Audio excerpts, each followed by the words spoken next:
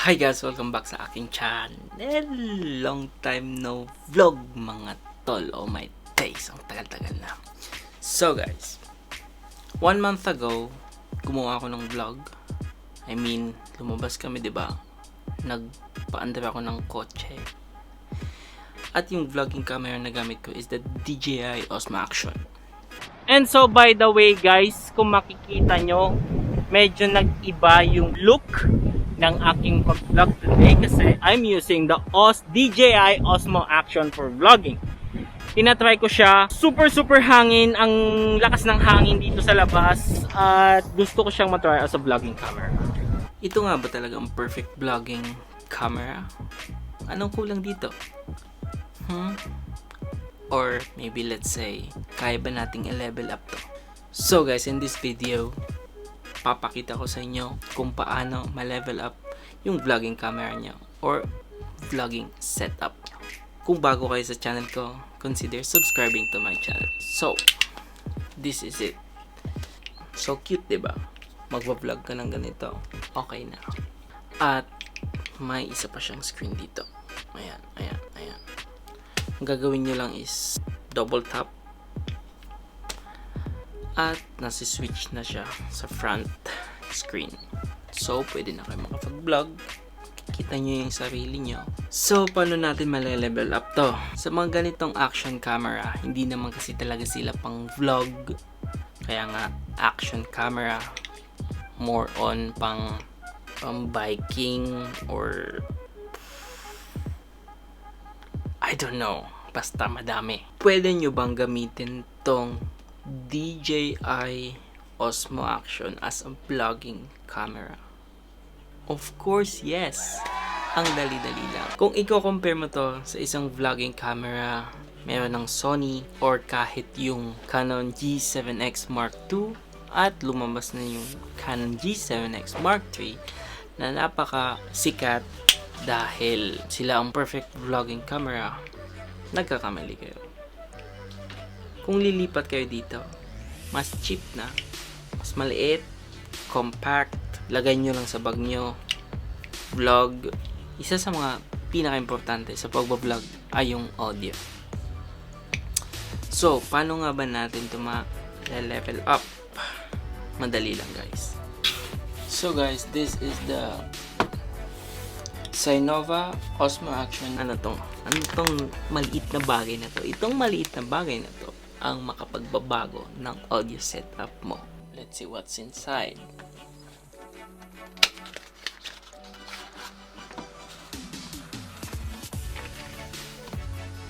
Bukas nyo, usual warranty, manuals, and everything.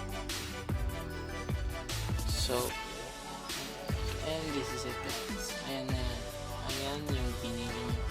I'm gonna put the link of this product in the description box below. So, ano siya, and this is it guys. So, paano yun i-set up guys? So easy. So, this is your Osmo Action.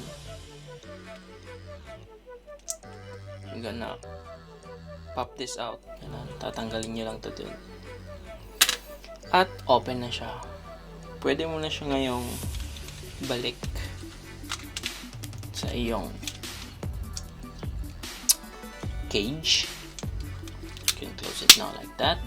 Dito yung mic jack nyo. So, may mic jack na kayo. Ayan. Ganyan na guys. See? Ayan. See, and you can mount it. I-slide nyo lang siya na. Ganyan. Pag nag-click, okay na yun. So, ilalagay natin yung receiver, taas, at i-click.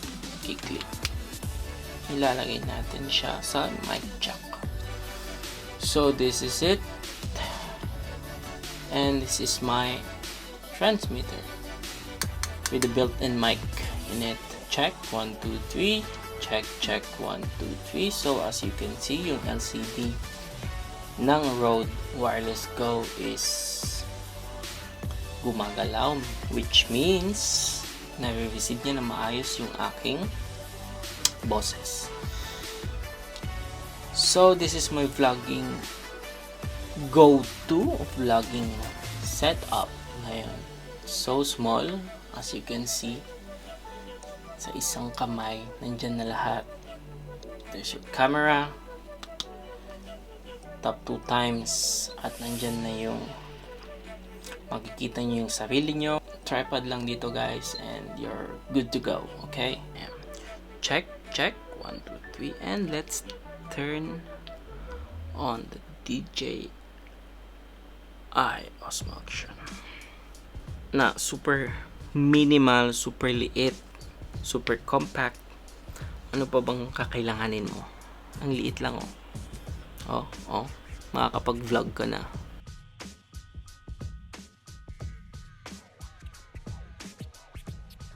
So guys, saan nga ba talaga natin pwedeng i-try tong setup natin to? Syempre, talagang sa tunay na vlogging situation.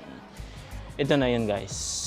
Dito kami sa IKEA at tumitingin-tingin kami ng kung anong bagay o anong anik-anik at kung anong magustuhan namin na pang deco or kailangan namin sa bahay.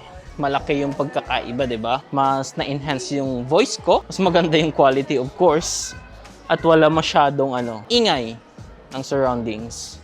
Just my voice at maganda siya. So, maglalakad-lakad lang tayo dito sa IKEA habang tinetesting natin tong setup natin, vlogging setup. And that's it guys. Samahan nyo ko for today. Hello! Yan ang setup ko guys. Kita nyo. DJI Osmo Action with the Rode Wireless Go. So guys, yun lang. That's my vlog for today. If you like this kind of video, consider liking and subscribing to my channel. At pakiclick na din ng notification bell para ma-notify kayo sa mga bago kong video. So guys, see you in the next one.